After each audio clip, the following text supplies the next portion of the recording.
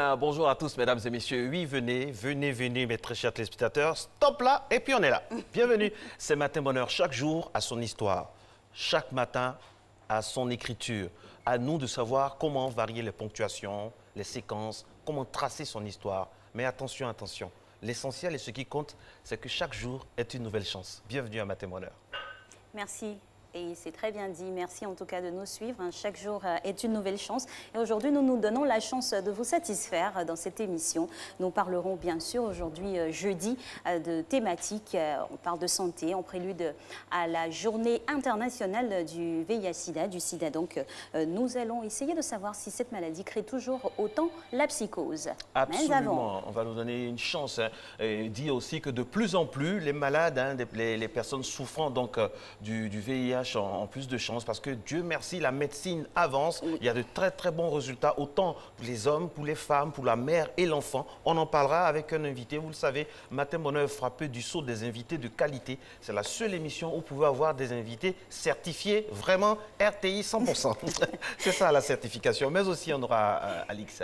Mais aussi, notre rubrique du jeudi, aujourd'hui, c'est développement durable avec Cédric Lombardo. On parlera toujours du changement climatique, mais cette fois-ci en entreprise. Comment cela est vécu. Donc, dans quelques instants, on le saura. Nos parrains. Nos parrains seront là à Najed pour nous parler, bien sûr, de propriété d'Abidjan. Est-ce que cette nouvelle vague d'entretien de la ville d'Abidjan est toujours de mise? Alix et moi, parce qu'on fait le tour d'Abidjan avant d'arriver ici, pour vérifier, on constate qu'Abidjan est de plus en plus beau, Abidjan sent de plus en plus bon et de plus en plus propre. Mais est-ce que les populations coopèrent? Est-ce qu'il y a le civisme qui suit? Ça aussi, c'est une question. Et puis, on va la poser ou la reposer à notre invité tout à l'heure. Aussi, avec nous aujourd'hui, Monsieur C.I. Clément, il est responsable d'une ONG. On parlera de la culture électorale en Afrique. Vous savez, toujours aux heures d'élection, il y a toujours des tensions, on a toujours la peur. Pourquoi? Est-ce que la culture, même l'essence de la culture électorale, c'est ça? Mais il nous donnera des explications, des orientations pour en savoir davantage. Absolument. Monsieur C.I. Clément est président d'une ONG en France. Il a récemment reçu un prix, vraiment, pour tous ses efforts en faveur de la paix. Et nous parlera de la culture électorale, comme l'a dit Alix, dans notre continent. Est-ce que les Africains ont la culture électorale? Comment ils se comportent pendant les élections? Est-ce qu'ils sont fair-play? Est-ce que celui qui perd reconnaît facilement sa victoire? Est-ce que vraiment il y a l'alternance en Afrique? Un peu de tout cela, on va en parler bien sûr avec lui. Mais avant, il est 5h58. Rapidement, aujourd'hui, Alix, nous sommes le 29 novembre 2018. Un peu plus de 30 jours pour que l'année finisse et un peu moins pour qu'on puisse fêter, avoir nos cadeaux sous le sapin. Oui, nous on a notre cadeau de la journée, c'est Régis Kofi. Exactement, il nous offre les informations d'ici d'abord, la charité bien ordonnée. Commençons par à soi-même le Flash Ivoire.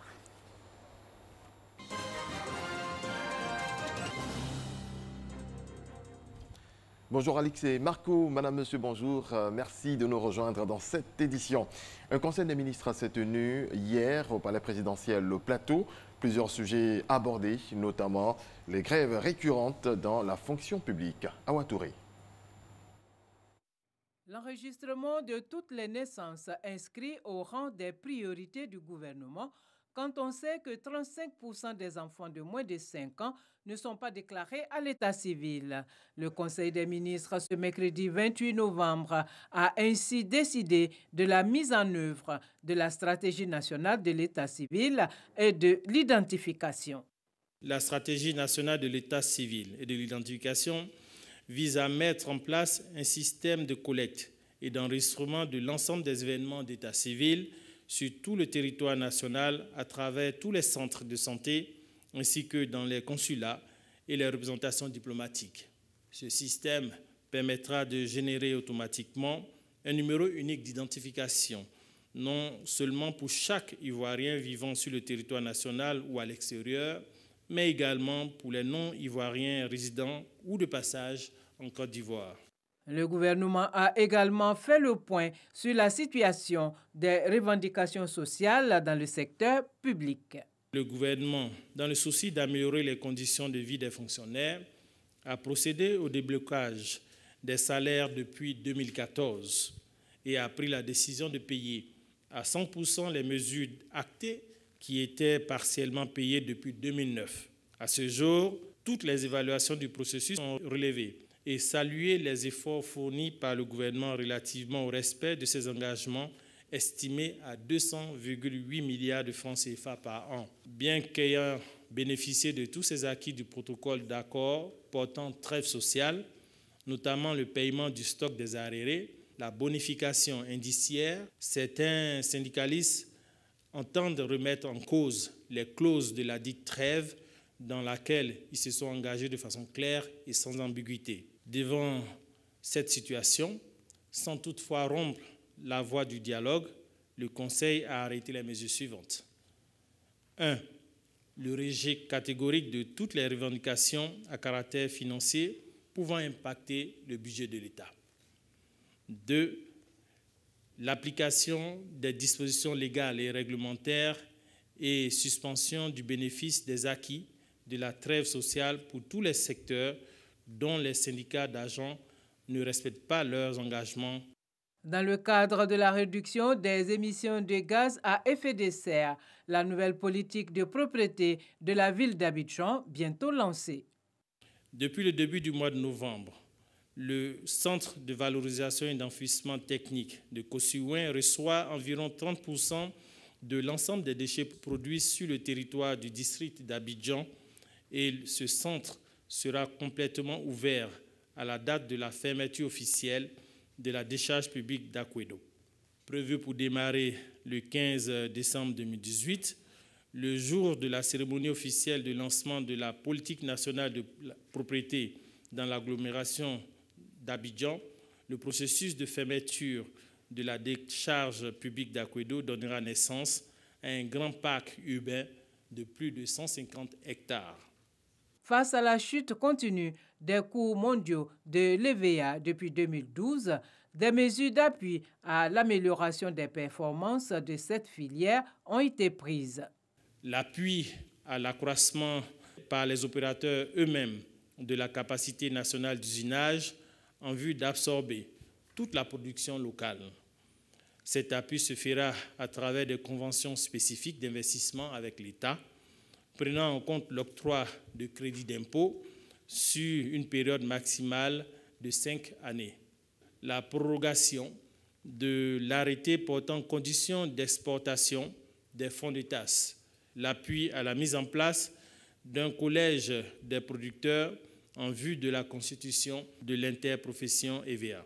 Le Conseil des ministres a par ailleurs adopté un projet de loi portant régime juridique de la communication publicitaire. Il s'agit ici d'encadrer le contenu et les messages publicitaires à travers la mise en place d'un cadre global et unique de régulation du secteur de la publicité. C'est aujourd'hui que le Premier ministre Amadou Gan Coulibaly va procéder au lancement officiel des travaux de l'autoroute Tiebissou-Boaké, une route longue de 95 km. Léon Brou nous en parle. National A3, route d'Abidjan au pays de l'Interland. Le tronçon Tiebissou-Boaké, 65 km, maintes fois réhabilité, mais toujours dégradé. Il y a assez de trous. Il faut qu'on fasse attention en roulant. On ne peut pas faire une certaine vitesse aussi. Chaque fois, il y a accident. Et ce n'est pas ici seulement. Hein. Ce mauvais état de la route, pas seulement une peine pour les usagers. C'est un frein à l'économie nationale et sous-régionale. Tout le trafic qui part d'Abidjan, par exemple, pour le nord de la Côte d'Ivoire, ça passe par Tiebissou-Boaké. C'est la colonne vertébrale de la Côte d'Ivoire. Si cette route-là est bloquée, le port ne sera pas compétitif. Que l'État utilise plutôt de l'argile, mélangé du gravier, et puis bien bétonner ça. On pense que ça va tenir par rapport au goudron qui est utilisé là. Côté gouvernement, solution pérenne. Réhabilitation complète du tronçon Tiebissou-Boaké dans le cadre du nivellement de la nationale A3. Cerise sur le gâteau, prolongement de l'autoroute de Tiebissou à Boaké. Toutes les agglomérations déviées par l'autoroute, inquiétude pour certains riverains, pour d'autres, aucun inconvénient. On ne va pas gagner client pour payer marchandises qu'on vend. Moi personnellement, ça m'arrange. Puisque mon village se trouve près de l'autoroute. Toutes les grandes villes vont y atterrir par des échangeurs. À Boaké, ce bitume additionnel et les dizaines de kilomètres déjà offerts par le président Alassane Ouattara sonnent l'émergence. La route fait le développement d'un pays. La route fait que le transporteur aussi, il devient un vrai transporteur. On est très content. J'ai déjà même appelé tout, Bémi, Sakassou, Katola, Dabakala, j'ai appelé tous les transporteurs demain pour une mobilisation totale. Jeudi 29 novembre 2018, le Premier ministre Amadou Gon Coulibaly lance à Bouaké les travaux de l'autoroute Tiébissou-Bouaké. 95 km à réaliser en 36 mois pour 158 milliards de francs CFA d'investissement. La Côte d'Ivoire est à l'honneur au sein de l'Association des institutions supérieures de contrôle des finances publiques ayant en commun l'usage du français. Le président de la Cour des comptes de Côte d'Ivoire, Kanvali Diomandé, vient d'être élu à la présidence de cette association. C'est à l'issue de l'Assemblée générale de l'organisation à Niamey, au Niger. Depuis le 1er novembre dernier, les opérations de dédouanement au corridor de Noé tournent au ralenti. Plus de 152 camions chargés de marchandises sont abandonnés à la frontière. La raison, le refus des commerçants de se voir appliquer le mode d'évaluation prévu par la réglementation en vigueur. Une mesure suspendue en 2011 après la crise post-électorale que l'administration douanière veut réactiver. Une réunion régionale sur la situation des réfugiés ivoiriens lors de la crise post-électorale de 2010 s'est ouverte hier à Abidjan. Organisée conjointement par le ministère des Affaires étrangères et le Haut Commissariat des réfugiés, cette rencontre vise à mettre en place des stratégies pour inciter le rapatriement volontaire des Ivoiriens réfugiés dans les autres pays. Voilà, c'est la fin de ce premier point sur l'actualité. Merci à toutes et à tous de votre attention. On se retrouve tout à l'heure à 6h30. Merci beaucoup Régis, merci à vous également très chers téléspectateurs. Il est 6h07, abdos et gainage, tout un programme, ça tombe bien, c'est celui de notre coach depuis le début de la semaine, n'est-ce pas? On y va. Exactement.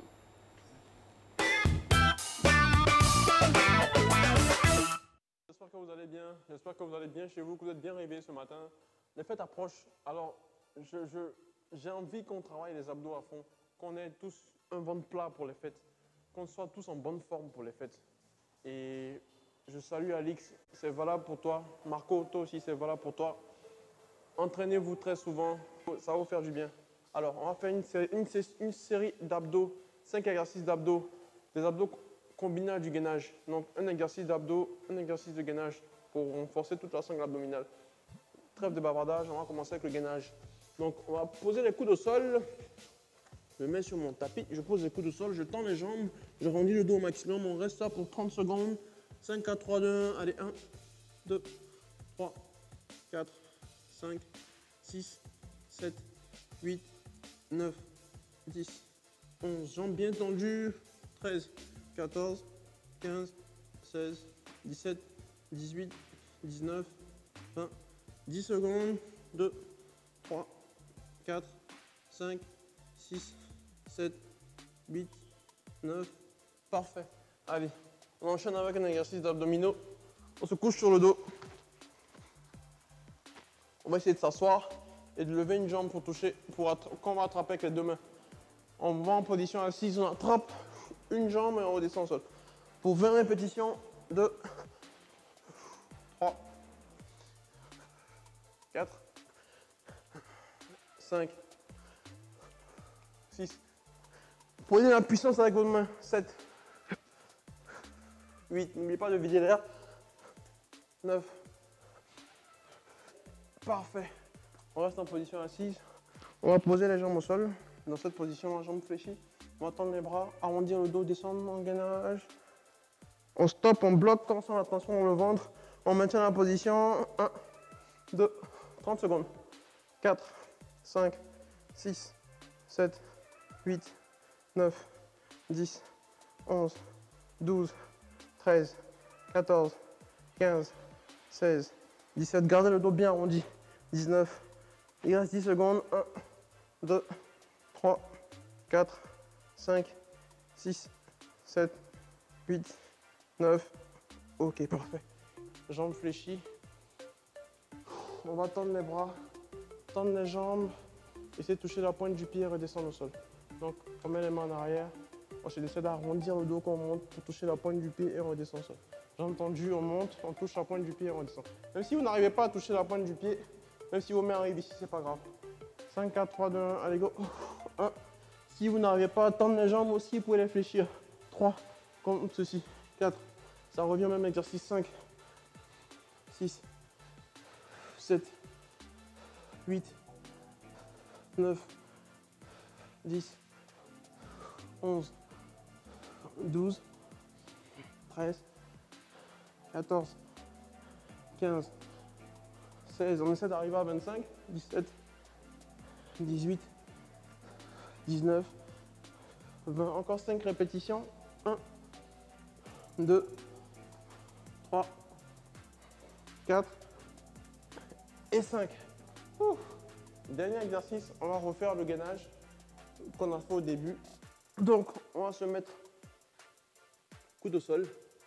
D'accord? Coude au sol, dos arrondi, descendre le bassin au maximum et gainer. Maintenir la position simplement. 1, 2, vous devez faire une petite courbe comme ça au sol. 4, avec le dos. 6, 7 pour 30 secondes. 8, 9, 10, 11, 12, 13, 14, 15, 16, 17, 18, 19, 20, 21, 22, 23, 24, 25. Parfait. C'est toujours bien d'entraîner vos abdos à jeun le matin. Vous avez en général une meilleure contraction. Mais au-delà de tout ça, c'est toujours bien de rester actif dans votre journée, de faire régulièrement du sport. Il n'y a que des bénéfices pour ça en fait. C'est plein de bénéfices pour votre corps. J'attends toujours Marco et Alix. Je vous attends sur le plateau. J'espère vraiment qu'un jour vous pourrez venir et qu'on fera le sport tous ensemble. Prenez soin de vous, passez une très très belle journée. Je passe l'antenne à mes très chers amis et bonne journée. Merci coach, bonne journée à vous et il y a toujours de l'espoir. Hein. On sera là. Un jour sûrement on sera là. Ouais, venez. Oui, on viendra un jour. Bien fait le mouvement lui-même. Mais pour l'heure, aujourd'hui, les voies sont occupées. On va donc s'y rendre. Oui, on va, mais en attendant d'aller, d'accord. On peut donner quand même quelques infos pour aujourd'hui, Alix. Mais il n'y a pas de souci. Aujourd'hui, c'est le 29 novembre, bien sûr. Nous fêtons Saint-Saturnin. Saturnin Yao, bonjour. Et nous fêtons donc les prénommés Saturnin, Cernin, Cerni, Néni, Naine, Néni encore, Philomène Ndraman, bonjour. Raborde, Saturnina, Saturine, Saturnine, Cerna et Cernin.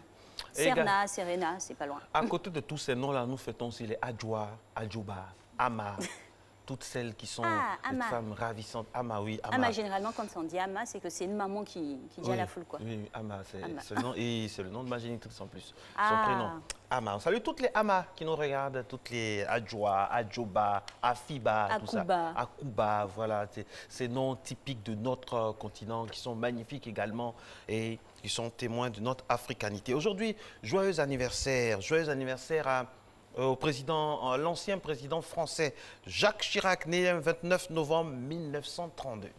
Il y a du vécu en tout cas, oui, voilà Jacques son Chirac. image derrière le drapeau français. Charismatique président avec aussi français. le drapeau de l'Union européenne, juste à côté. Citation du jour, elle est de M. Amadou Kourouma. Il faut toujours remercier l'arbre à karité sous lequel on a ramassé de bons fruits pendant la bonne saison. C'est clair. Comme vous dit, il faut toujours remercier ceux qui nous apportent du bonheur, de la joie. Pourquoi pas même nous rendre service. En tout cas, tous ceux qui nous aiment. Et vous aussi, merci donc pour votre amour. Amadou Kourouma, que vous apercevez, on peut avoir son illustration. C'est une grande fierté de la Côte d'Ivoire qui a reçu de nombreux prix littéraires. Voilà, c'est toujours un plaisir de s'abreuver à la source de ses productions littéraires. Grand homme, Amadou Kourouma, qui est décédé, on le rappelle, en 2003. Qui ça? On y va, Alix? Ils nous ont quittés le 29 novembre. Ils nous ont quittés malheureusement un 29 novembre, une célébrissime dame, Nina Ricci, styliste française d'origine italienne.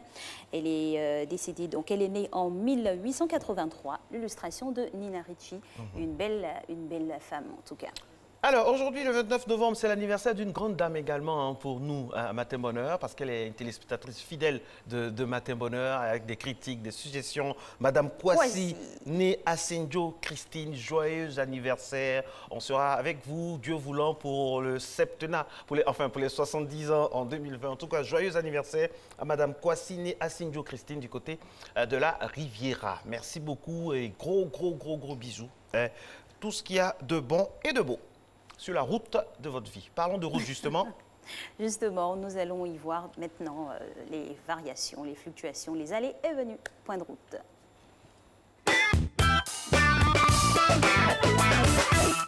On va commencer avec notre... abracadabra encore. Oui, abracadabra, mais on sait, voilà. Mais voilà.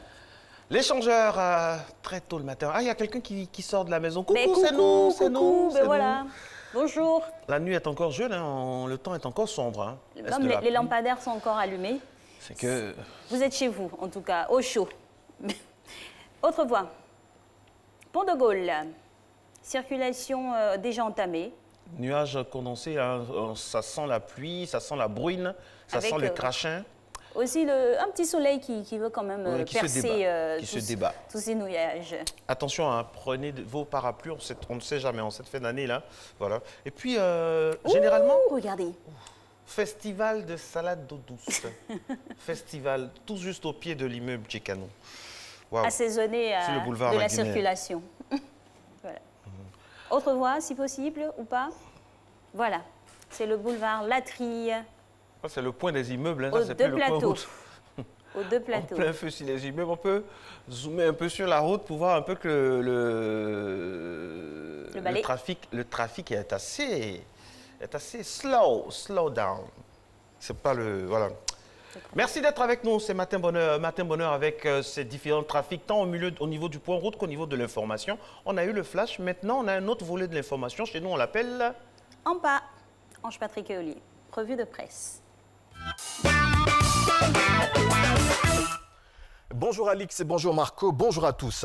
Ouvrons notre revue de presse avec Notre Voix qui titre à sa une ce matin « Tension dans la capitale du centre, des tirs entendus hier à Boaké ». L'infodrome qui renchérit explique que ces tirs ont été entendus dans les environs du camp pénal autour de 20 h. Les premières informations font état de 3 blessés, des victimes consécutives à un affrontement entre des étudiants et des agents de la garde pénitentiaire de ce camp, poursuit l'infodrome. Et le confrère de préciser qu'au moment de la publication de l'article, les raisons de cet affrontement n'étaient pas encore connues. La situation dans l'Ouest ivoirien évoquée encore ce matin par la presse locale. Conseil des ministres, bilan des conflits dans le Tonpi et dans le Guémon. 4 personnes arrêtées, révèle le Patriote. Soir Info, qui s'intéresse au volet sécuritaire dans cette partie de la Côte d'Ivoire, dévoile en substance à sa une des propos d'ex-combattants. L'Ouest est en danger, c'est une poudrière à ciel ouvert. Sur la question, LG Info propose à sa façon la méthode qu'a utilisée l'ancien régime pour y ramener la paix. Poursuivons notre revue de presse pour parler de la majoration des frais universitaires pour les étudiants hors Union européenne. On est dans l'Hexagone. Le député des Français établis à l'étranger, Ndid El Guerab, est révolté par cette mesure prévue par le gouvernement Édouard Philippe. Il co-signe avec 32 autres députés français une tribune publiée par Le Point Afrique dans laquelle il dénonce notamment les risques d'exclusion pour des raisons économiques de ces apprenants dont 45% sont des Africains. Signalons que les étudiants étrangers hors Union européenne devront payer respectivement près de 2 millions de francs CFA par année pour une licence et environ 2,5 millions pour un master ou un doctorat, soit plus de 15 fois le montant actuel. Et l'auteur de conclure, les filles et les fils des tirailleurs africains méritent mieux qu'une taxe sur l'un des rares ascenseurs sociaux auxquels ils avaient accès par le mérite. Restons dans l'Hexagone pour finir et c'est avec un jeune homme qui a été interpellé en début de semaine. L'addition, après un dîner dans un restaurant, est à l'origine de son interpellation. Après un copieux repas avec ses amis, il va contester la note, la jugeant trop élevée. S'ensuit alors une dispute avec le propriétaire de l'établissement et le garçon en colère, après avoir bien sûr réglé l'addition, va emporter la table sur laquelle il a dîné. Interpellé, la police est intervenue. Voilà, Alix, Marco, c'était notre clin d'œil aux différentes rédactions d'ici et d'ailleurs. Merci de l'avoir suivi. À demain. Non seulement c'est toi qui n'as pas payé, en plus tu fais pas la place, vous parlez comme les Ivoiriens. Bon, maintenant en version officielle, non seulement vous n'avez pas réglé la note, et c'est vous qui créez du rififi dans le coin. Mais franchement, allons quoi. Ah, franchement, payer, il faut payer. Merci d'être avec nous, mesdames et messieurs. Nous, chaque fois qu'on sort, Alix et moi, c'est Alix, les rôles sont définis. C'est Alix qui paye l'addition. N'est-ce pas, Alice? 50-50. Ah, Alex, quand même. C'est une facture Woman française. power. Girl power. Une invitation française. Et l'invitation à la baisse, ça donne quoi?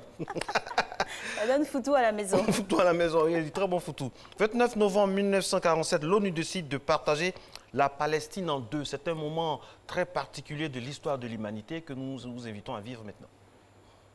Who are in favor will say yes, those who are against will say no. And the abstainers always they know what to say. Le 29 novembre 1947, les Nations Unies votent la partition de la Palestine contre l'avis des populations arabes en 3 entités. Création d'un État juif et d'un État arabe à Jérusalem et sa proche banlieue placée sous contrôle international. La résolution 181 et autres résolutions afférentes ne résoudront pas le problème, encore conflictuel aujourd'hui. Revenons sur le plan de partage. La création des États arabes et juifs devait intervenir le 1er octobre 1948 au plus tard. La Palestine fut divisée en 8 parties. 3 parties devaient devenir des divisions juives et 3 autres des divisions arabes. La 7e, la ville de Jaffa, devait devenir une enclave arabe à l'intérieur du territoire juif. La région internationale de Jérusalem, la 8e division, serait administrée par les Nations Unies. Mais le 14 mai 1948, le Royaume-Uni met fin à son mandat sur la Palestine et dégage ses forces.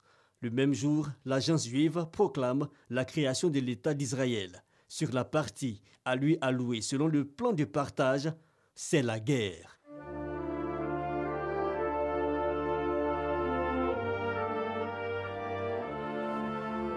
Voilà, de retour à Abidjan, en Côte d'Ivoire, nous constatons encore malheureusement qu'il y a toujours des tensions du côté de la Palestine. Cet éternel conflit là, c'est quelque part, on a envie de dire que ça rythme le monde, hein, au gré des attaques. Malheureusement, c'est devenu une habitude, c'est devenu commun. On espère, on le dit du fond du cœur, on espère hein, d'ici un futur très proche. La modeste voix d'animateur ivoirien qu'un jour ce conflit-là prendra fin et que le monde sera en paix. Ça ressemble à des vœux pieux, mais bon, c'est possible de vivre ensemble, de mieux vivre ensemble. Ah, ça tombe bien. Mieux vivre ensemble, c'est tout un symbole avec celui qu'on va recevoir maintenant, Alix. Exactement. C'est M. C.I. Clément. Il est responsable d'une ONG. Il vit en France, notamment. Il a été même primé, n'est-ce pas, Marcella? Oui, prix Guy Ferrez du Mieux Vivre Ensemble. On en parlait il y a quelques secondes. Le 15 septembre 2018, il a reçu ce prix-là des mains du maire d'Auxerre. D'ailleurs, on salue toute la population, tous ceux qui nous regardent du côté d'Auxerre, principalement ceux qui viennent de Côte d'Ivoire ou d'Afrique. Bonjour, Monsieur C.I. Bonjour, Monsieur. Félicitations pour votre prix. C'est la Côte d'Ivoire qui est honorée, surtout qu'on parle beaucoup de vivre ensemble dans notre pays. Qu'est-ce que ça représente pour vous, ce prix? Effectivement, déjà merci. Merci. Et ce prix, c'est une fierté. C'est une fierté quand on sait que son pays traverse une période difficile et qu'on essaie de lutter pour ramener la cohésion, la paix, et qu'à un certain moment, des personnes qui ne sont même pas de chez nous reconnaissent ce genre de démarche, c'est une fierté. Ce prix, je le dédie à toute la Côte d'Ivoire, je le dédie à toutes les autorités de ce pays. Voilà. D'accord, très bien. Aujourd'hui, vous êtes avec nous pour nous parler d'un sujet hautement important et d'actualité, la culture électorale. Déjà, on va définir le terme. Qu'est-ce que c'est que la culture électorale? Alors, pour définir ça simplement, la culture électorale, c'est juste du civisme, le civisme électoral. C'est une éducation, c'est une façon de vivre. C'est une façon de voir les choses concernant quand on parle d'élection. Voilà. On a remarqué dans nos pays en Afrique que le taux de participation est généralement très faible. Est-ce à dire que chez nous, dans nos pays dits en voie de développement ou en voie d'émergence, on n'a pas la culture électorale? Effectivement, vous savez, les gens pensent que c'est parce qu'il y a eu 2010, il y a eu 2002 que les gens ne votent pas. Mais non, vous savez, depuis 1990, date à laquelle nous sommes devenus pays multipartistes, les Ivoiriens n'ont jamais participé de façon massive à une élection. Je vous fais 2 rapprochements. L'élection de 2010 a enregistré 3 millions d'Ivoiriens aux élections. Mais 25 ans après, c'est-à-dire en 2015, les Ivoiriens étaient encore 3 millions à voter. Vous voyez que... Il n'y a pas de grand changement. Pas grand, mais il n'y a même pas eu de changement. 3 millions en 90, 25 ans après, 3 millions. Et ça, c'est frappant. Voilà, ça choque. Et cela est dû à quoi, justement? Parce qu'on ne sait pas ce que c'est qu'un vote. On ne sait pas ce que c'est qu'un enrôlement. Vous savez, quand on est démocrate et qu'on dit, on demande à notre population de boycotter un enrôlement, c'est parce qu'on ne sait pas ce que c'est. Un enrôlement, c'est le fait de pouvoir s'inscrire, avoir une carte d'électeur et pouvoir choisir celui qui doit diriger la destinée de son pays. Mais tout comme les fêtes de génération dans certaines régions de chez nous, hein, quand tu as 18 ans, tu es majeur et que tu ne participes pas encore à ces genres de fêtes, tu n'es pas encore homme. Effectivement, quand tu as 18 ans ou plus et que tu n'as pas ta carte d'électeur, tu ne peux pas te frapper la poitrine pour dire que je suis de ce pays. Tu ne peux pas te dire patriote. Donc cette carte d'électeur, c'est l'élément de transition. Vous savez, quand tu deviens majeur et que tu as ta carte d'électeur, ça fait de toi effectivement un vrai citoyen de ce pays. Et donc, sans une carte d'électeur, tu ne peux pas parler au nom de ce pays. Et c'est ça qui est important dans la chose.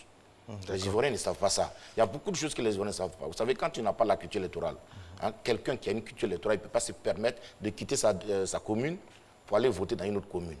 Vous voyez? Quand tu as la culture électorale, en tant que candidat, tu ne peux pas te dire que ouais, il me faut payer des gens pour qu'ils viennent me voter. Quand tu as une culture électorale, tu ne peux pas, après les résultats des élections, te faire justice, sachant très bien qu'il y a des voies de recours. Alors, il y a plein de choses comme ça qui, si on a la culture électorale, qu'on pouvait éviter. D'accord. D'accord. On va rester avec vous tout à l'heure, au moins 2-3 minutes, parce que le temps du journal est arrivé, du flash. Il est 6h26. On se retrouve juste après pour parler d'un thème passionnant qui s'arrime à tous les pays d'Afrique, la culture électorale. À tout à l'heure.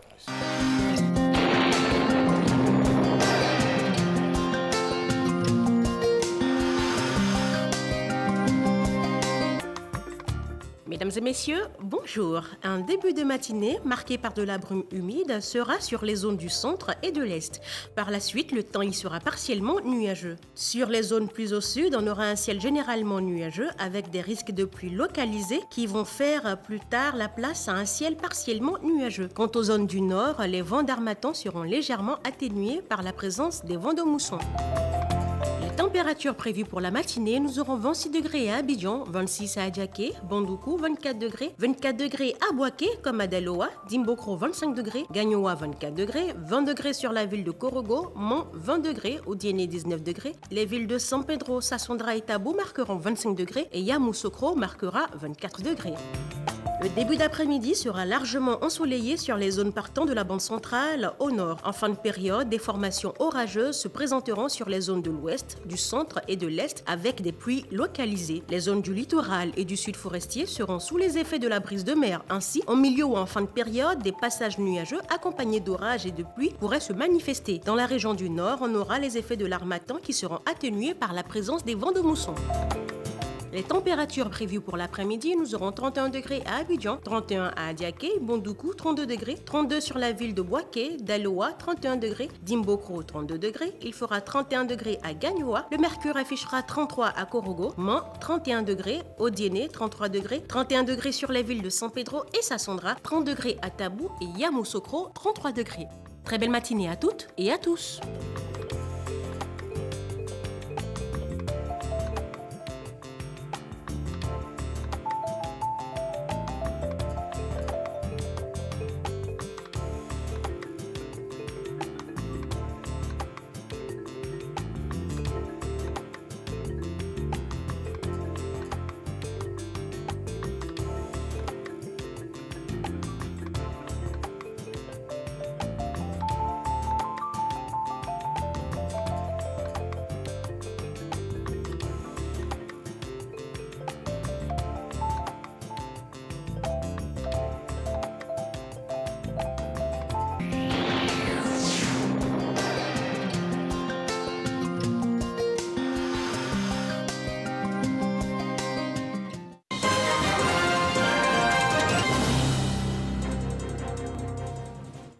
Madame, Monsieur, bonjour. Merci de nous rejoindre dans cette édition consacrée à l'Afrique. La première édition du SABEL, le salon de l'élevage au Burkina Faso, s'est ouverte depuis mardi à Ouagadougou. Une forte délégation ivoirienne présente dans la capitale burkinabé à cette occasion. Elle est conduite par le ministre des Ressources animales et halieutiques, Kobina Kwasi Adjoumani. Jean-Luc Bangbo. C'est une autre illustration de la belle coopération entre la Côte d'Ivoire et le Burkina Faso. Le parrainage par le ministre ivoirien des Ressources animales et halieutiques de la première édition du Salon de l'élevage en terre burkinabé. Une participation ivoirienne qui vient rappeler notamment la vitalité des échanges entre les deux pays en matière de produits d'élevage. Ce sont plus de 86 000 têtes de bovins et 166 000 têtes de petits ruminants qui sont partis du Burkina Faso pour la Côte d'Ivoire. Les échanges portent également sur la volaille traditionnelle pour environ 60 000 têtes en 2015, avant bien sûr la survenue de la grippe aviaire hautement pathogène dans la sous-région. Place des productions animales et halieutiques dans le développement des bases productives et de compétitivité de l'économie nationale. Tel est le thème du Sabel 2018. Un thème qui confirme l'ambition de la Côte d'Ivoire et du Burkina Faso d'améliorer la qualité des produits de l'élevage, mais surtout de les rendre compétitifs dans un environnement contrôlé par l'importation de viande et autres produits animaux extra-africains. Il y a un effort qui a été fait dans le domaine de transport des animaux où avant il y avait beaucoup de barrages. Ces barrages pratiquement n'existent plus et tous les faux frais ont été supprimés pour ne pas alourdir vraiment le travail de ceux qui viennent nous aider dans le domaine de la commercialisation du bétail. Il est important que ces secteurs qui valorisent et l'emploi, qui valorisent et également l'amélioration des conditions de vie soient un secteur qui soit valorisé. Ce salon qui referme ses portes le 1er décembre prochain veut formuler des réponses adaptées aux défis qui se présentent en Afrique en matière d'élevage et d'halieutique. La Côte d'Ivoire y partagera sa riche expérience dans le domaine de la pisciculture. Le parquet sud-africain a annoncé hier l'abandon des charges qui pèsent contre des alliés de l'ancien président Jacob Zuma, faute de coopération de la part des autorités indiennes. Selon le parquet, 20 millions de dollars américains, environ 1 milliard de francs CFA d'argent public destiné à des éleveurs laitiers dans la province de Free State ont été détournés au profit de la famille Gupta d'origine indienne et leurs associés. Les Sénégalais iront aux urnes en février 2019 pour élire leur président. Mais jusqu'à présent, de nombreux citoyens n'ont pas encore reçu leur carte d'identité et d'électeur. Certains d'entre eux dénoncent la lenteur constatée dans la délivrance de ces documents. Les autorités affirment pour leur part que près de 6 millions de cartes ont déjà été distribuées. On reste au Sénégal, le Sénégal qui veut la restitution de toutes ses œuvres en France. Lors de la présentation à la presse du Musée des civilisations noires qui sera inauguré à Dakar le 6 décembre prochain, le ministre sénégalais de la Culture affirme que son pays souhaite la restitution de toutes ses œuvres d'art actuellement en France, en réaction à la remise récente d'un rapport sur le patrimoine africain à Emmanuel Macron, le président français. On écoute le ministre sénégalais de la Culture, Abdou Latif Coulibaly. Nous avons décidé de restituer définitivement, nous trouverons les moyens d'avoir ces œuvres-là. S'ils ont décidé une autre forme de restitution, dépôt ou prêt, nous sommes également tout à fait disposés à trouver des solutions avec la France. Nous savons que nous aurons des œuvres là-bas, mais je ne connais pas le nombre. Mais si nous en avons 10 000, nous souhaiterons avoir les 10 000. Le musée est un musée de portée universelle. Tout le monde y sera. Pour démontrer notre ouverture et notre capacité à dire aux autres, nous existons, mais nous existerons avec vous et en compagnie de vous. Il ne s'agit pas, une fois de plus, du musée du noir, mais du noir dans le temps du monde. Nous sommes différents, mais nous sommes très proches. Qu'on soit européens, asiatiques, américains, africains, toutes ces sociétés ont produit des masques. Souvent, ces masques disent la même chose, mais ils ne le disent pas de la même manière. C'est la fin de ce point d'information consacré à l'Afrique. Merci à toutes et à tous de nous avoir suivis. Alors, sans transition aucune, nous allons poursuivre avec M. Sey. Nous parlons justement du déficit de connaissances quant à la culture africaine. Dites-nous, comment peut-on encourager donc, les Africains à s'intéresser à la culture électorale? Alors, vous savez, il faut leur donner les vraies informations. Aujourd'hui, il y a tellement d'idées qui circulent qui fait que les Ivoiriens Et les Africains, parce que ce n'est pas un phénomène inhérent seulement à la Côte d'Ivoire. Effectivement, l'Afrique. Je partage votre idée parce que même quand on prend l'élection au Cameroun en 2018, là, vous savez, il y a eu que sur près de 25 millions d'habitants, il y a eu 6 millions. Pareil comme pour la Côte d'Ivoire, 6 millions d'enrôlés et 3 millions de votants. C'est des chiffres qui sont alarmants, mais voilà. Donc il faut donner les vraies informations aux Ivoiriens. Ils sont découragés. Vous savez, quand on leur dit de boycotter, et puis à la fin de l'élection, ils découvrent qu'on leur dit non, qu'il y a eu 10% de taux de participation. Parce que l'objectif à atteindre quand on veut boycotter, c'est le taux de participation. Mais quand tu es parti à l'école, tu dois savoir que le taux de participation se calcule. C'est un rapport qui se fait entre le nombre d'enrôlés et le nombre de participants, de votants. Voilà. Donc, 10%, vous savez, la dernière élection de 2015, il y a eu 6 millions d'enrôlés, 3 millions de votants. Évidemment, le taux de participation, c'est 50-52%. C'est normal, c'est ce qu'on doit considérer. Les 10% pouvaient être juste si ils s'étaient fait enrôler, s'ils n'avaient pas boycotté, qu'ils étaient près de 15 millions à se faire enrôler et qu'il y avait 3 millions de votants, alors, effectivement, on allait dire que leur taux de 10% était juste. Donc, ces genres d'informations qu'on donne à la population les décourage, ça les conforte, ça les reconforte d'ailleurs à pouvoir continuer de boycotter parce qu'ils estiment que c'est vrai. Est-ce que la clé, ce n'est pas l'éducation? Parce que tant qu'on va finir, on va voter pour des t-shirts, pour de l'argent, pour du pain, des sardines. Bon.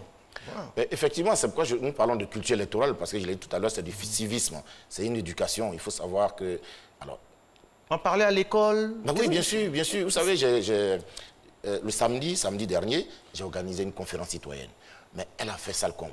J'étais fier, pourquoi? Parce que je n'ai pas payé 5 francs à quelqu'un. Je n'ai pas payé le transport de quelqu'un. Je n'ai pas donné de t-shirts, ni de sardines, ni de quoi que ce soit. De banderoles.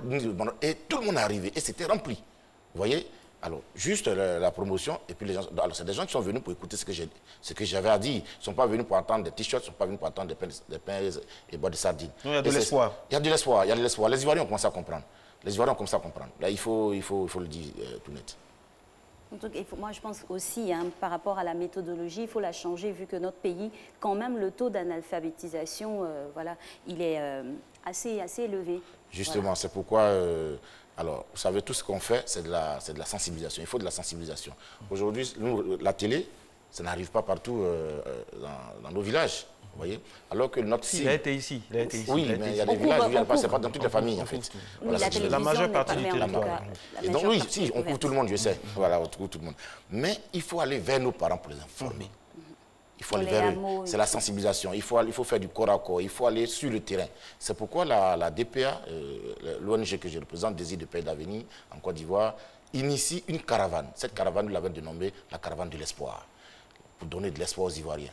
Nous allons faire le tour de toutes les régions de la Côte d'Ivoire. Nous en avons 31 plus 2 districts, ça fait 33. Nous allons faire le tour de toutes ces régions pour instruire les Ivoiriens. Inculquer, donner aux gens la culture. Voter, c'est quoi? Ça sert à quoi? Quand on a, par exemple, son député, ce n'est pas lui qui va construire les routes, mais il peut faire voter des lois. Le rôle dévolu à chaque... Le rôle dévolu à chaque... Effectivement, déjà, vous savez, ici en Afrique, on pense que c'est le pouvoir, ceux qui ont l'argent, qui sont les maîtres du jeu démocratique. Mais c'est le contraire, c'est pas vrai. Il faut le dire à nos parents que c'est eux qui sont les maîtres du jeu démocratique. Vous savez, à travers le bulletin de vote. Voilà. Bien sûr. Vous savez, votre petite carte d'électeur vaut de l'or vis-à-vis d'un président de la République qui veut être candidat. Ça, le peuple doit le savoir. La carte d'électeur, quand tu as une carte d'électeur, mais le candidat, il s'incline parce que c'est ce qu'il veut. Vous savez, un président, quand il est assis dans son fauteuil, quand il est élu, la première chose dans laquelle il pense, il dit dans 5 ans, il faut qu'il soit réélu. Mais pour être réélu, il faut que je pose des actes. Mais ces actes, il va les poser où et comment? Alors, il prend la liste électorale, puis il regarde où il y a beaucoup d'enrôlés. C'est là-bas il commence et puis il descend. Vous voyez, c'est des techniques, mais il faut le dire à la population. Il ne faut pas qu'ils écoutent ceux qui disent de boycotter. C'est bien, M. Seyi, de parler comme ça, mais on espère que vous faites aussi des actions sur le terrain. Et ce qui nous a rassurés, c'est que vous avez eu le prix Guy Ferrez du Mieux Vivre Ensemble. Oui, mais je vais vous compléter parce qu'en plus du prix, le samedi, j'ai été la chefferie, la plus grande chefferie de Côte d'Ivoire m'a intronisé notable premier de la paix. Okay. Et ça, c'est important. C'est important. Félicitations. Merci. Et bon courage pour la suite. Merci. Et on veut avoir des images, des actes concrets sur le terrain pour faire avancer les choses. Actes de déjà en avril, on commence la caravane de l'espoir pour faire le tour de la Côte d'Ivoire. Ouais. Allez. Et puis aussi, au passage, il ne faut pas oublier de s'enrouler, tout ça, pour participer. Parce que voter, c'est participer aussi à la construction de la nation. Évidemment. Et c'est bientôt. Beaucoup. Merci beaucoup. Et félicitations encore une fois pour le prix et tous ceux qui vous accompagnent. La suite, Alix, de cette émission. La suite, nous allons encore recevoir quelqu'un avec beaucoup de plaisir. Ce sont nos parrains de cette émission, Anaged, avec Monsieur Akichi. Nous allons savoir comment la ville se porte, le processus de ramassage. Bonjour, monsieur. Bonjour, Marcelin, bonjour. Bonjour, je rappelle que vous êtes le directeur de la communication de l'Anaged. Ça fait plusieurs jours que vous ne dormez pas parce que vous êtes sur le terrain, au four et au moulin. Bon courage. Comment ça se passe? Je crois que les Ivoiriens, dans leur ensemble, surtout ceux qui sont dans l'agglomération abidjanaise, observent que le district d'Abidjan commence à être propre. Sur les grands artères, comme sur les voies que nous empruntons, avec les nouveaux engins de collecte des ordures, nous constatons que Abidjan commence à faire fier à lui. Mais bon, nous n'allons pas rester dans un satisfait béant.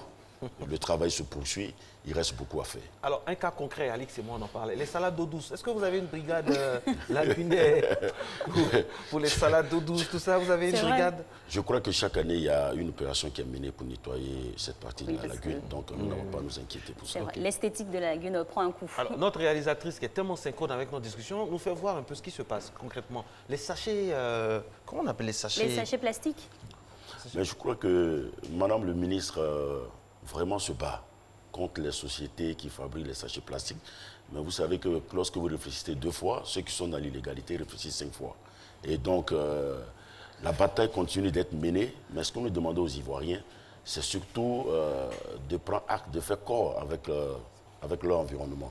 Et donc, nous allons continuer toujours à chercher à ce que ces endroits-là soient propres, parce que les caniveaux soient propres. Voilà.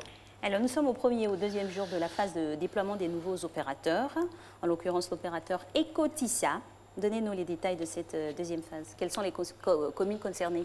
Alors, l'opérateur Ecoti SA, qui est un groupement d'opérateurs tunisiens et ivoiriens, a commencé à traiter depuis la nuit du 2 au 3 novembre les communes du Plateau et de Cocody.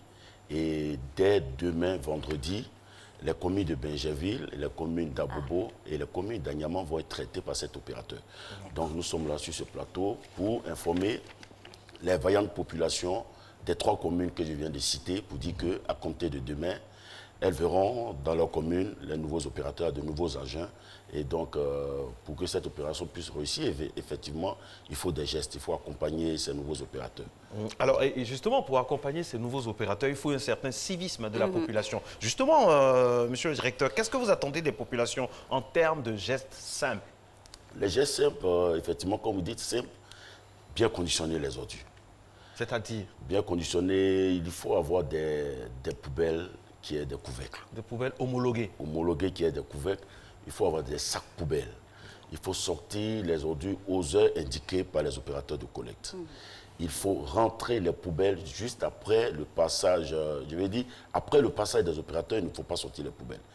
Il faut rentrer les poubelles après qu'elles soient vidées et surtout, il faut nettoyer les poubelles. Nettoyer les niches aussi de poubelles. Voilà. Alors, de façon générale, quel retour avez-vous du travail abattu par les nouveaux opérateurs? Effectivement, comme je l'ai dit, le retour il est bon sur nos différentes plateformes. On constate, et vous le voyez très bien, les bacs sont installés un peu partout, les coffres sont propres, les engins de collecte des ordures sont propres. Et Abidjan commence à faire fier à lui. Nous demandons aux Ivoiriens d'accompagner cette nouvelle politique de gestion des déchets, et justement par des éco-gestes. Voilà. Donc, il faut avoir un geste citoyen, il faut respecter les heures de passage. D'ailleurs, on revient sur ces heures-là, monsieur le directeur. Les heures de passage, on le répète, 17h, 21h, c'est-à-dire l'intervalle 17h à 21h et de 5h à 6h du matin.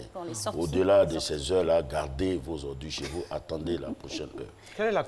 On va se risquer un peu, on va être un peu vicieux, entre guillemets. Oui. Quelle est la commune qui est un peu difficile par rapport à tout ça? Dites-nous. Bon, on ne va pas faire. Mais si, il faut dire. Il n'y a pas un classement. On ne fera pas de classement. Ouais, bon, ok, on va poser la question autrement. Il n'y a pas de communes qui fatiguent plus que d'autres? Non, je crois que les Ivoiriens dans l'ensemble ont commencé à prendre en compte vraiment la propreté de leur cadre de vie. Donc il n'y a pas de classement à faire. Oui, il n'y a pas de classement, mais donc tout va bien, un peu le meilleur du monde. Oui, tout va bien pour l'instant. Tout va bien.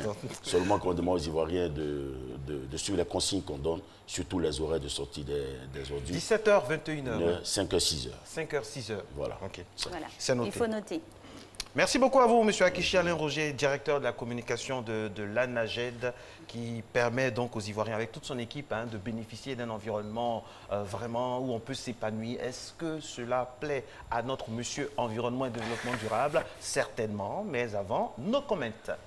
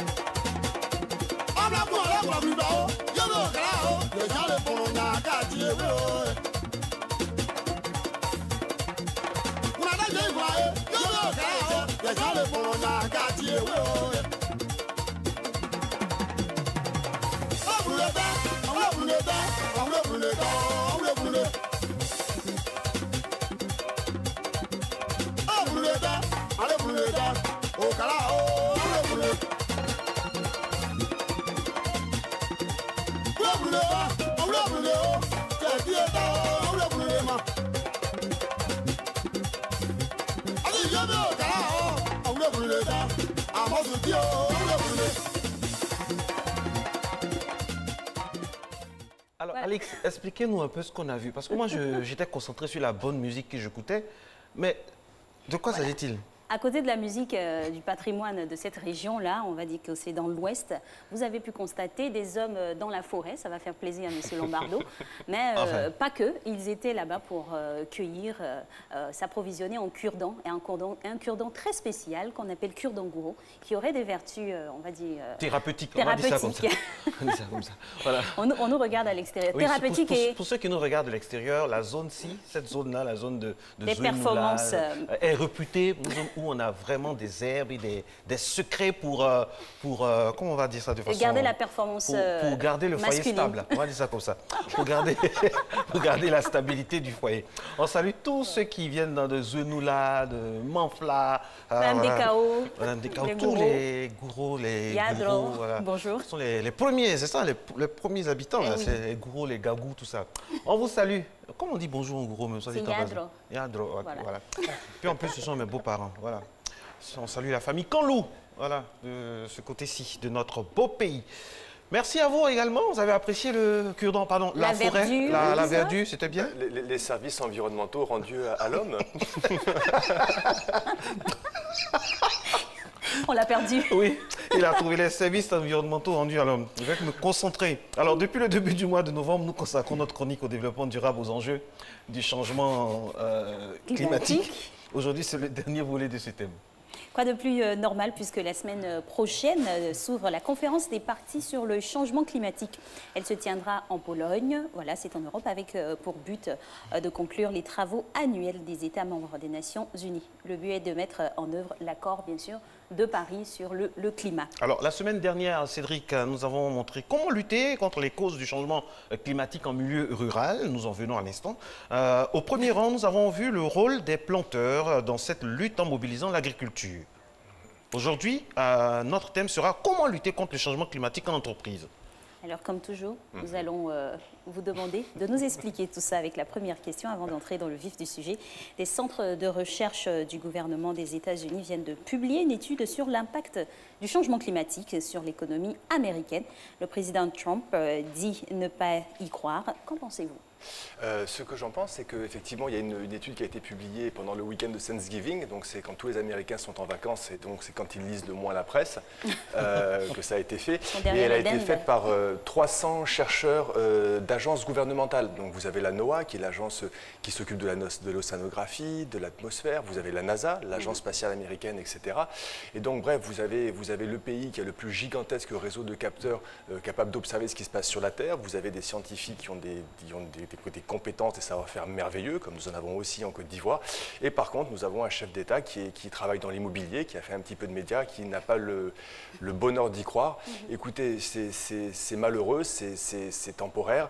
Donc le plus important pour nous, c'est de continuer à faire ce qu'on fait sur le terrain en ce moment avec vous, c'est expliquer les enjeux, proposer des solutions concrètes et en espérant que justement on arrivera à faire des choses qui seront pratiques et pragmatiques pour nos populations. Voilà. Alors, dans le cadre de la lutte contre le changement climatique en entreprise, nous avons un cas de fierté nationale, l'aéroport Félix Houphouët-Boigny. Pouvez-vous nous en dire plus? Absolument. Vous avez sur le continent africain, vous avez un aéroport, l'aéroport de Côte d'Ivoire, enfin celui d'Abidjan, qui est certifié neutre en carbone. Et ce qui est assez fantastique, c'est qu'il a été... Donc ça veut dire que lui, il a des émissions de gaz à effet de serre et il a compensé toutes ses émissions de gaz à effet de serre. Il les a réduites et il a compensé un petit peu le résiduel. Et ce qui est en plus une raison de fierté nationale, c'est que cette certification, parce que ce n'est pas simplement des mots, c'est prouvé, etc., cette certification a été atteinte avant même l'aéroport de Genève en Suisse. Donc vous voyez, quand on veut faire des choses en Afrique et en Côte d'Ivoire, on peut aussi bien faire que dans les pays dits développés. Alors pourquoi l'aéroport Félix Houphouët-Boigny s'est-il engagé dans cette démarche de neutraliser le carbone? C'est la question que nous sommes partis poser justement à leur manager, à leur responsable. Et donc c'est le premier élément vidéo que nous allons vous présenter ce matin sur pourquoi l'aéroport Félix Houphouët-Boigny s'est engagé dans cette démarche.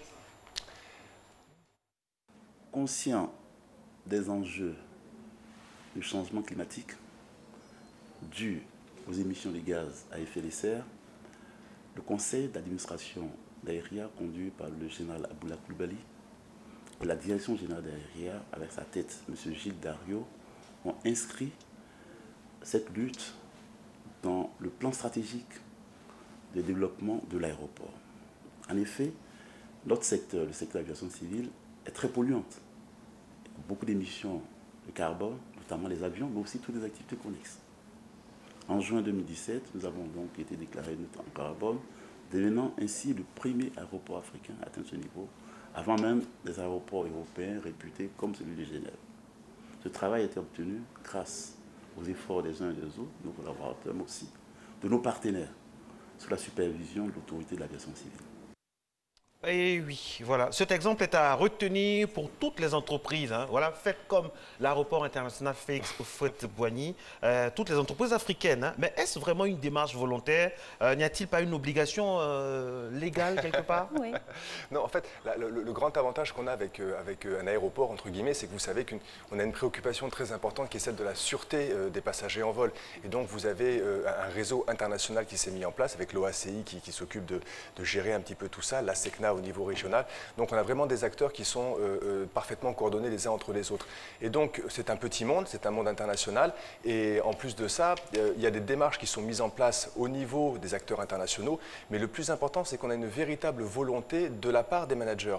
Et à l'instant où ce qu'on appelle les instances supérieures de gouvernance d'une entreprise décident de s'engager, c'est exactement ce type de résultats aussi performants que l'on peut atteindre en Côte d'Ivoire. Donc il faut les féliciter et puis il faut dire aux autres, vous voyez, c'est pas aussi compliqué que ça, on peut le faire, donc à vous aussi de vous engager. Et ne dites pas que c'est extrêmement coûteux, puisque je n'ai pas le sentiment qu'on ait augmenté nos tarifs à l'aéroport à cause de cette performance environnementale. Justement, pour parler des autres beaucoup de taxes aussi, on ne sait jamais. Monsieur Semaïs, à faire comme l'aéroport d'Abidjan, comment devient-on un aéroport accrédité carbone?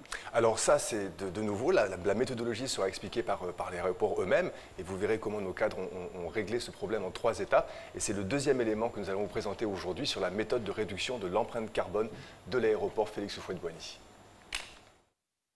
Pour l'aéroport d'Abidjan, on a eu à identifier nos émissions en CO2 et nous avons identifié que c'était la consommation électrique qui était un problème, et pour le cycle atterrissage-décollage des aéronefs, des avions, qui était également le deuxième problème. Pour ce faire, nous avons mené des actions en ce qui concerne l'électricité. Nous sommes passés des lampes à incandescence à des lampes LED. Et pour ce qui concerne le cycle LTO, nous avons construit un taxiway parallèle pour réduire le temps d'attente en l'air, bien entendu, des avions. Il nous reste des émissions résiduelles. Pour ce faire, nous allons chercher à les compenser. Et cette compensation va se faire par l'achat de crédits carbone. En Côte d'Ivoire, n'ayant pas de structure affiliée à la Convention cadre des Nations Unies, nous sommes orientés vers le Kenya et les Indes, où nous avons acheté du crédit carbone pour compenser cette émission résiduelle. Voilà, très important. Je rappelle que c'est délicat et en même temps, ça nous rassure de voir un peu tout ce qui se passe et tout ce qu'on entend. Alors, Cédric, faisons un essai. Est-ce que vous pourriez appliquer cette démarche sur notre plateau, par exemple, on va dire ça comme... Absolument. Et donc, juste pour essayer de faire vite, on va regarder d'abord la première chose, les éclairages que nous avons, puisque c'est l'éclairage qui est source d'énergie, c'est l'énergie qui est source d'émissions de gaz à effet de serre. Et déjà, on peut se rendre compte qu'il y a quand même déjà des éclairages LED, donc des éclairages performants qui ont été mis en place. Donc, le bilan lumineux était quand même pas mal. On est dans un environnement qui est climatisé, donc on va regarder la performance énergétique du bâtiment. Donc, malheureusement, là, c'est un petit peu rapide à faire. Mais le plus important, vous comprenez, c'est simple. Premièrement, j'identifie mes émissions de gaz à effet de serre. Deuxièmement, je mets en place des stratégies de réduction, des ampoules moins consommatrices. J'utilise la performance de mon bâtiment pour consommer moins de climatisation. Et s'il me reste encore des petites choses que je ne peux pas réduire, je vais chercher à les compenser en achetant les fameux crédits carbone. D'accord. 7. Voilà. Alix, allez-y. On parlera bien sûr également de cette... Qu'est-ce qu'un crédit carbone et pourquoi l'aéroport n'a pas pu en acheter en Côte d'Ivoire? Alors, le crédit carbone, c'est une stratégie. Vous savez, on dit que vous avez des gens qui sont polluants et vous en avez d'autres. Donc, quand vous polluez, vous émettez quelque chose et quand vous polluez moins, du coup, il y a une différence qui se met en place. Cette différence entre le plus et le moins, on va essayer de la monétiser sur le marché international, ce qu'on appellera donc un crédit carbone. Et ça, on a des pays en voie de développement qui arrivent parfaitement à le faire. En fait, ce qui s'est passé, c'est qu'il en existe en Côte d'Ivoire, malheureusement trop peu. Et donc, comme ils avaient déjà été vendus, Aéria n'a pas pu acheter ceux qui étaient en Côte d'Ivoire, donc ils sont partis au Kenya pour en acheter un tout petit peu, ils sont aussi partis en Inde, mais ça veut aussi dire aux autres entreprises, si vous vous engagez dans cette démarche de compensation carbone, vous avez des clients en Côte d'Ivoire et à l'international. L'environnement peut vous faire gagner de l'argent. Absolument. Alors, Cédric, la semaine prochaine commence la COP 24.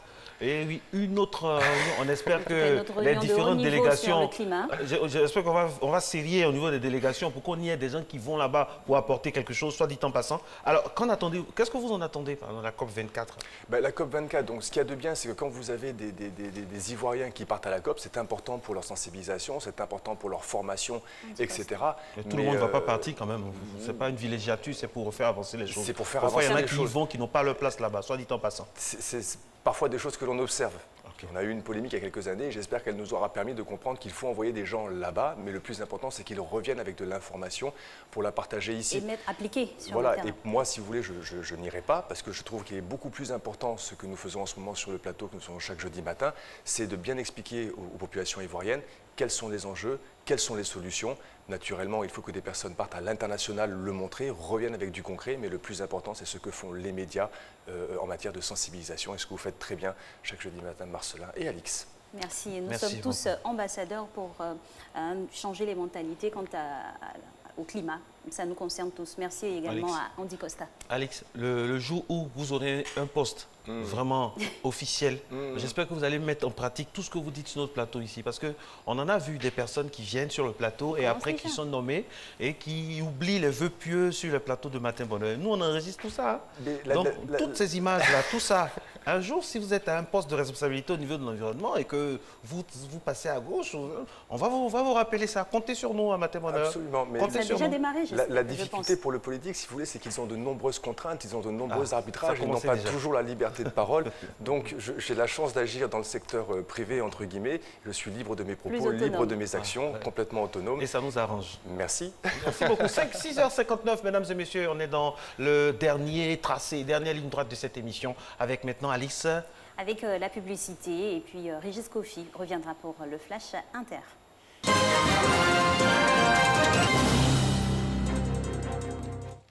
L'actualité internationale à présent. Madame, Monsieur, bonjour. Bienvenue.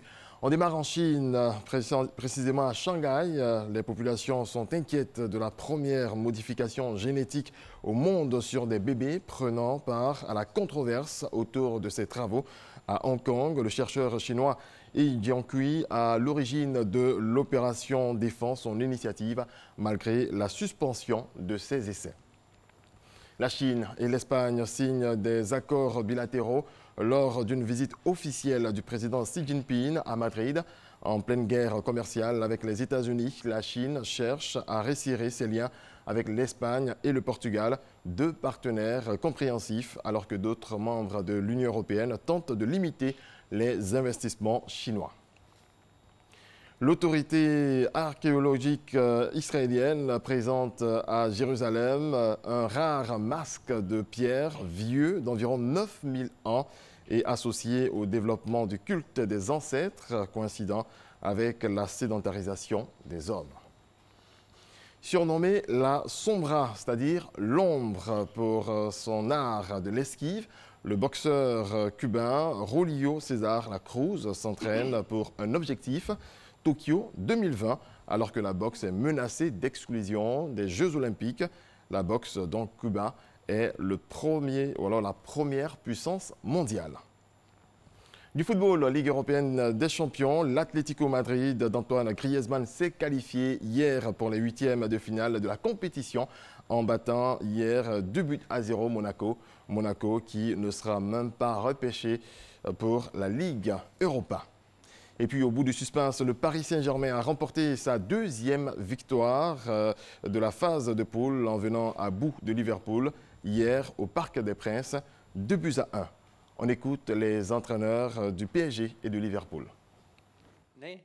Oui, et Kylian aussi. Ils sont fit, ils sont en forme, ils sont bien. Ils ont fait un entraînement complètement aujourd'hui et aussi hier. Pas de problème, et pour ça, ils sont titulaires demain. Fear? Non, fear. Mais je sens la pression, bien sûr, de quelques jours. C'est très normal. Et je sens ça dans tous les matchs spéciaux, et c'est clair, c'est un match spécial. Voilà, c'est la fin de ce point sur l'actualité. Merci de nous avoir suivis. Merci beaucoup à vous, Régis Kofi. Je rappelle que ça, c'était un élément d'avant-match. Le match a eu lieu jusqu'à le Paris Saint-Germain a fait 2-1. Donc, on attendait les réactions des entraîneurs après le match. Mais ce n'est pas grave. Merci beaucoup à vous, l'optimisme d'avant-match, donc. Kofi. Il est 7h04, mesdames et messieurs. C'est maintenant le moment de la thématique. Et le jeudi, c'est santé. Santé, dans quelques jours seulement, du moins le 1er décembre, c'est la journée internationale de la lutte contre le sida. Ce n'est pas la journée du sida. C'est la journée de célébration de la lutte. C'est le moment de faire le point de tout ce qui est lutte contre cette maladie qui, au fait, ne fait plus peur. Mais en fait, est-ce que le sida fait toujours peur? Élément, et on se retrouve juste après avec une personne idoine pour en discuter. On y va. Innocent est orphelin. Il a 6 ans. Ce matin, il se rend chez son médecin traitant.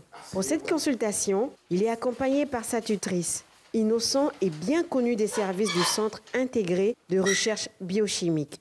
Atteint du VIH depuis sa naissance, parce que contaminé par sa mère, ce petit patient doit respecter ce rituel tous les trimestres.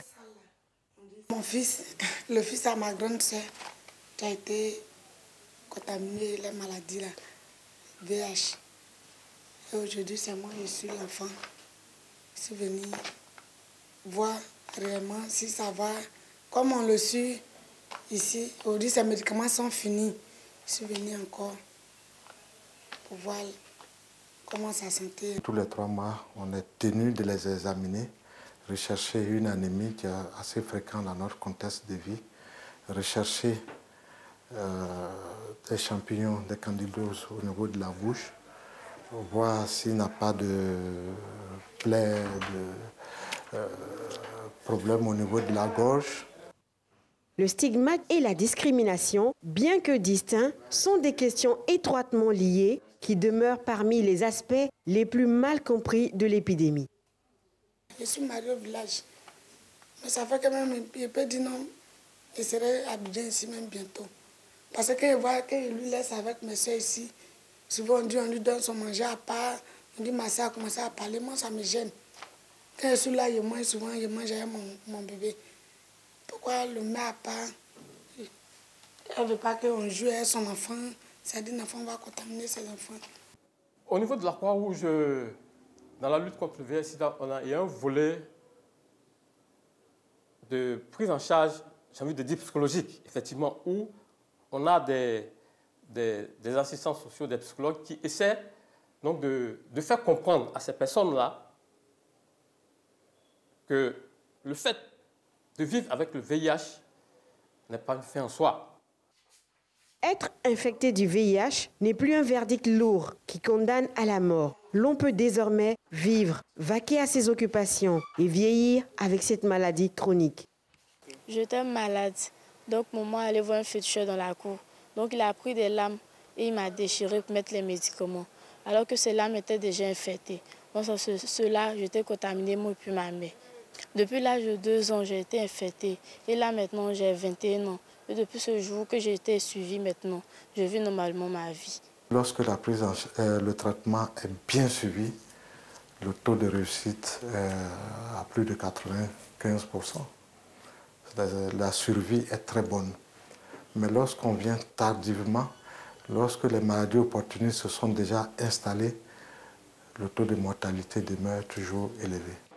Se faire dépister dans des laboratoires agréés ou par autotest rapide, c'est le réflexe que doit avoir tout individu soucieux d'être situé sur son statut sérologique.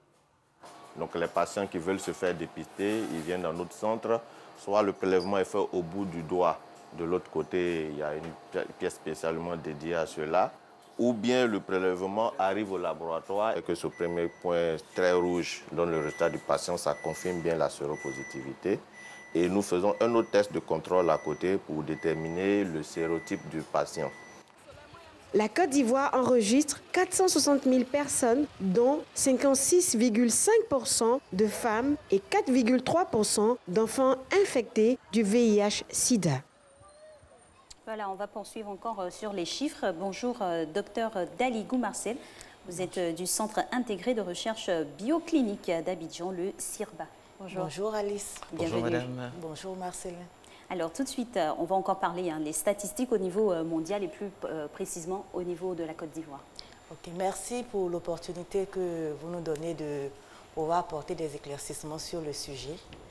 Et au passage, je voulais dire merci à la RTI, merci également à mon patron et je fais un gros coucou à toutes ces personnes vivant avec le VIH que nous suivons et qui se portent très bien. Dieu merci. Alors, les chiffres. Au niveau mondial, nous avons 36,9 millions de personnes vivant avec le VIH en 2017. D'accord. Dont 21,7 millions de nouvelles infections, 1,8 million de personnes, non, 21,7 millions de personnes qui ont accès au traitement. 1,8 million de personnes qui sont nouvellement infectées. Nous avons eu 940 000 personnes qui sont décédées de maladies liées au VIH en 2017.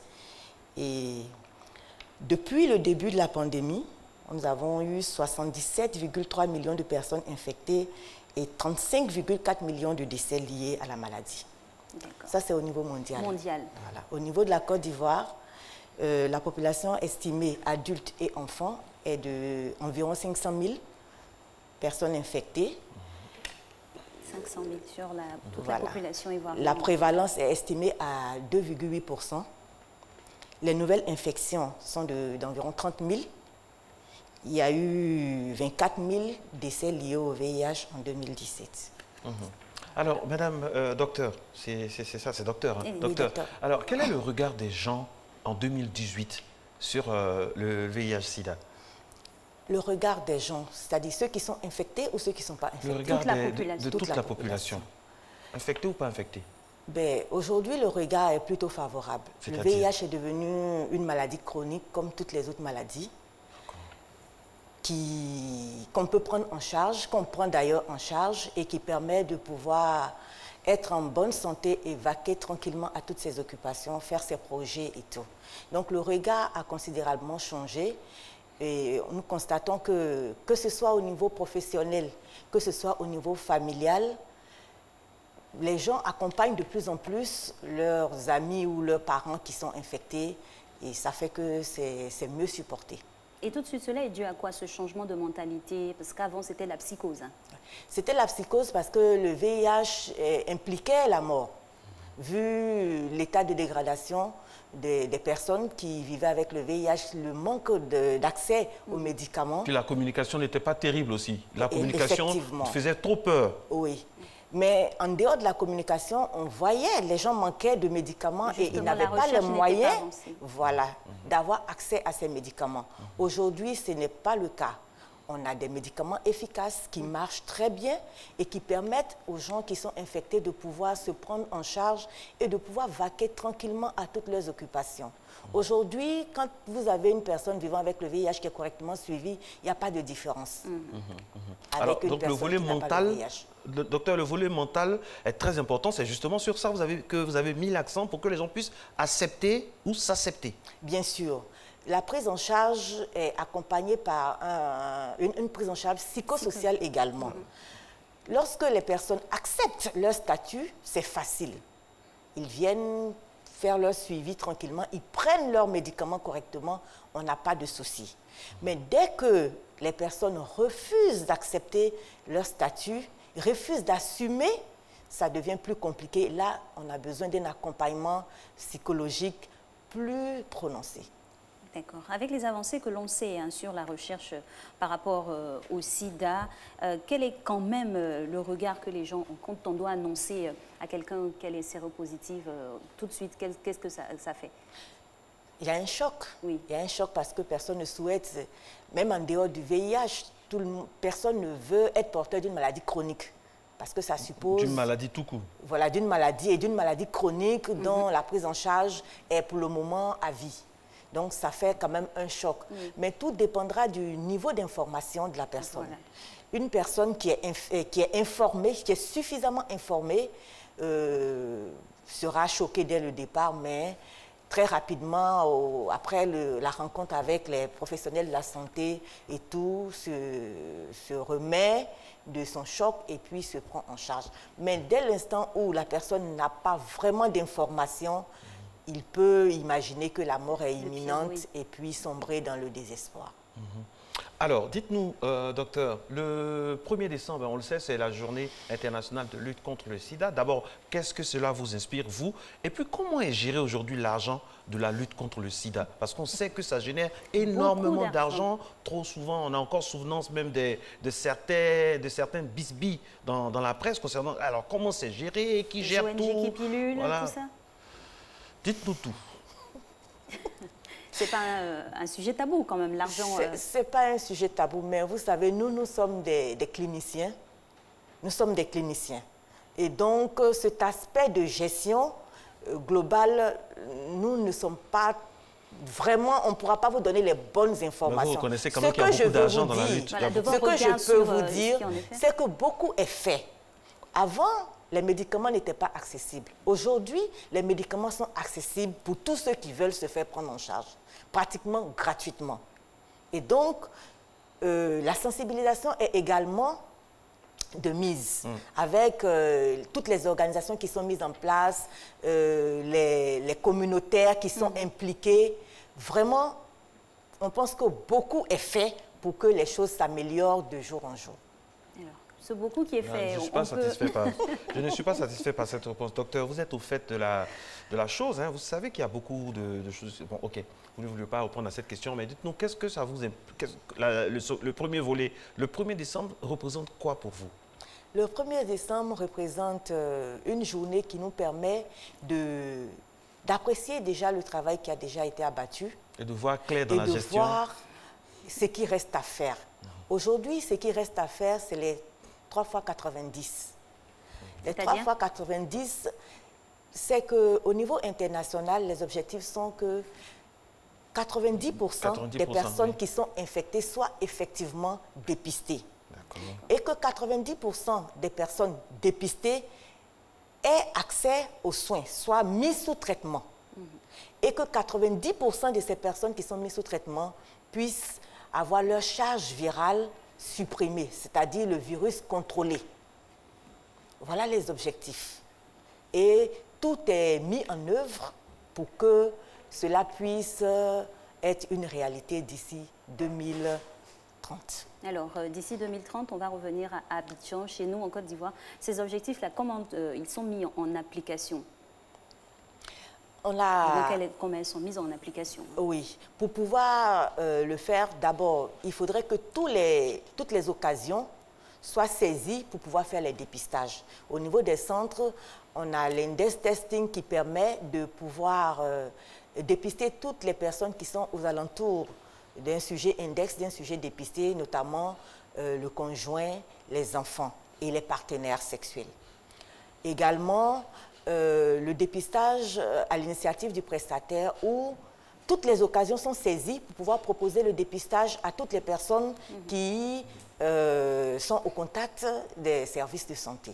Est-ce que l'accès aux soins est vraiment une réalité? Parce qu'il y a des services dits gratuits qui sont payants. On nous signale ça de plus en plus. Est-ce que c'est vraiment, les malades ont vraiment accès aux soins de façon totale et gratuitement?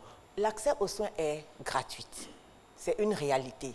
Seulement, on a des services qui sont privés et on a des services qui sont publics. Dans les services privés, on va demander des contributions. Mais dans les services publics, l'accès est totalement gratuit. Alors, on indique comment les populations, comment elles s'orientent pour le service privé et public. Tout le monde serait donc tenté de partir au public, c'est gratuit, mais pourquoi encore des gens sont privés? À cause peut-être de l'anonymat. Quand vous allez dans un service privé, bon, vous partez comme tout le monde, vous faites votre prise en charge, ni vu ni connu. Par contre, dans les services publics, parfois, on a des services qui sont dédiés et tous ceux qui vont là-bas sont identifiés. Et donc, certains n'ont pas envie de se faire identifier. Donc, la confidentialité n'est pas accrue dans les services publics? Bien sûr que c'est accru, mais c'est un service dédié. C'est un service spécialisé, par exemple. Alors, si on parlait un peu de la mère de l'enfant, à ce stade-là, qu'est-ce qu'on peut dire? Est-ce qu'on peut se faire un petit point à quelques encablures de la journée de la lutte contre le sida? Au niveau de la transmission mère-enfant, on a de très bons résultats quand les mères acceptent de se faire dépister. Aujourd'hui, le VIH fait partie du bilan prénatal. C'est systématique, c'est obligatoire. Même pour le conjoint, hein. On a tous fait les frais. Bon.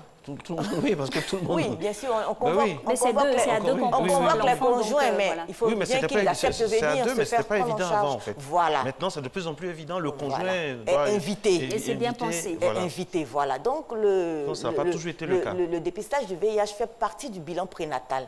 Du coup, toutes les femmes qui font leur CPN et qui font leur bilan de consultation, leur bilan prénatal, ont accès au dépistage.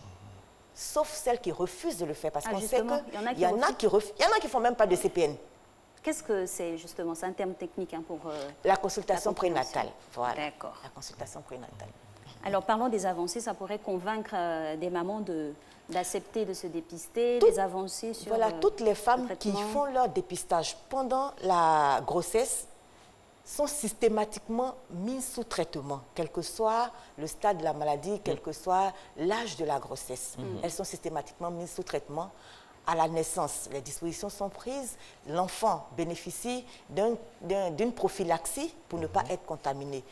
Dans ces conditions, il n'y a pas de risque que l'enfant puisse être contaminé. Et même une mère qui est déclarée séropositive, qui est sous traitement et dont le virus est contrôlé, peut donner à téter à son enfant sans que l'enfant soit exposé. Docteur Daligou, ça c'est Abidjan. Mais et au village, dans les endroits les plus reculés, comment ça se passe? Comment les populations intègrent, appréhendent un peu tout ce qui est fait ou pas fait par rapport à la transmission mère-enfant? Bon, dans les endroits reculés et autres, dès l'instant où ces femmes ont accès à une structure de santé, tout est pris en compte également. Tout, c'est-à-dire? Tout ce processus qui est mis à la disposition est pris en compte également dans tous les centres de santé. Partout en Côte d'Ivoire? Oui, partout en Côte d'Ivoire. D'accord, on vous croit. Alors aujourd'hui, comment est perçu le regard de la famille autour? Quand on sait que quelqu'un est déclaré séropositive, comment on le regarde? La stigmatisation a diminué? Comment ça se passe? Oui, la stigmatisation a diminué. De plus en plus, nous voyons les familles accompagner les personnes qui sont infectées, à les accompagner dans leurs soins jusqu'à ce que ces personnes soient autonomes. Mais tout dépend du niveau d'information. Parce que si les parents eux-mêmes ne sont pas informés, s'ils ne savent pas quels sont les modes de transmission, ils croiront que le fait de s'asseoir avec une personne qui est infectée, on sera contaminé, ils peuvent être réticents. Mais dès l'instant où les gens sont informés, il n'y a plus de problème.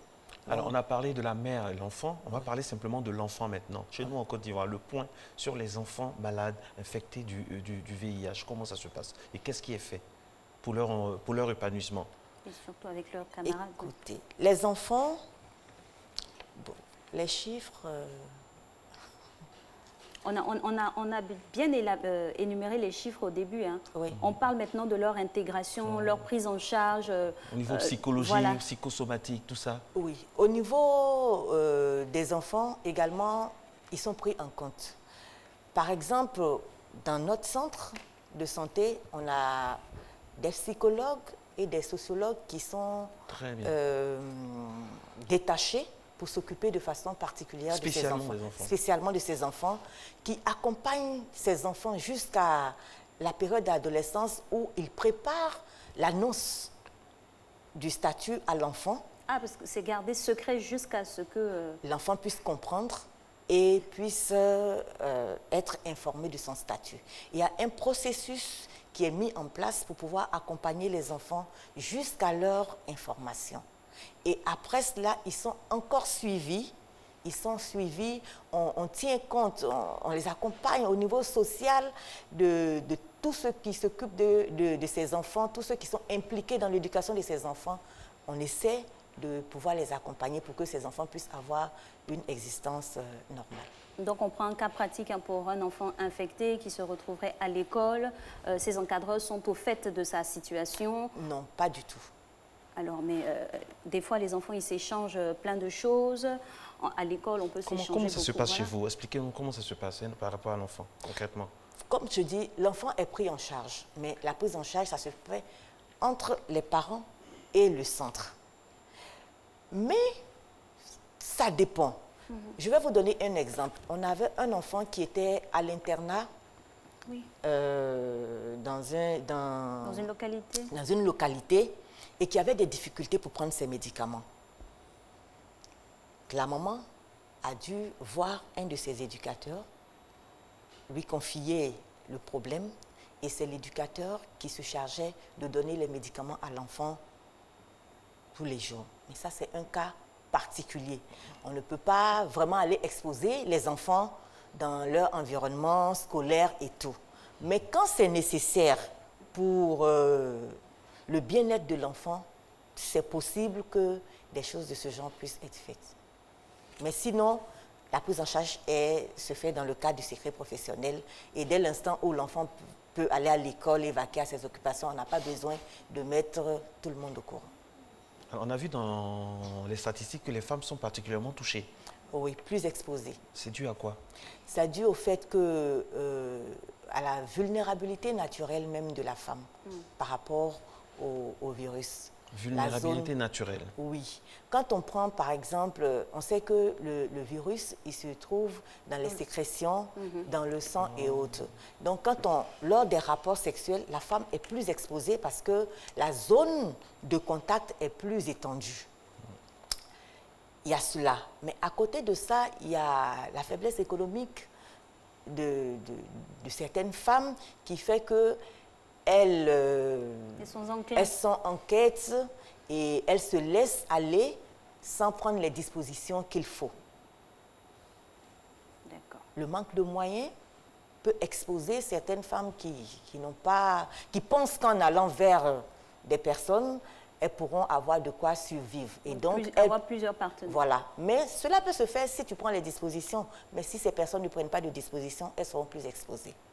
Journée mondiale de la lutte contre le sida, c'est le 1er décembre, le moment pour toutes les organisations de faire le point et puis montrer que la Côte d'Ivoire se débat avec des gens vraiment de qualité qui font avancer les choses dans la direction positive. Nous sommes de tout cœur avec toutes ces personnes qui souffrent des affres de cette maladie et nous gageons que la science nous permettra un jour de banaliser avec un grand B cette maladie. On a été très heureux d'être en votre compagnie. Alix va conclure cette émission. orientations? Et bien sûr, en tout cas, on espère vous avoir donné des orientations sur la maladie et contribuer un tant soit peu à déstigmatiser les personnes vivant avec cette maladie. Merci de nous avoir suivis. C'était la thématique du jour. Demain, ce sera culture. On se reverra avec plaisir.